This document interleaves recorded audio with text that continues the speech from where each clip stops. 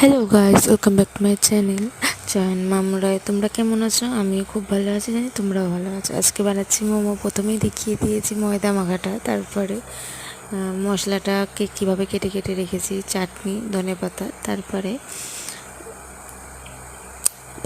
ভেজে ভাজছে আমার যা। তারপরে আমি ময়দাটা ভালো করে মেখে বেলতে বসে পড়েছি।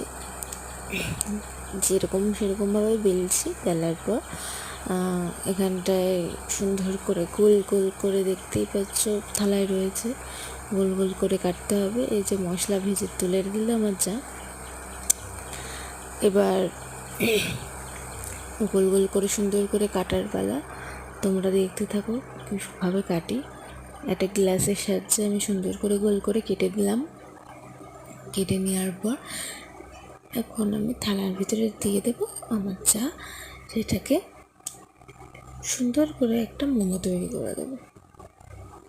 আজকে এইটুখানি। আবার পরে দেখা হবে। Tata, bye bye.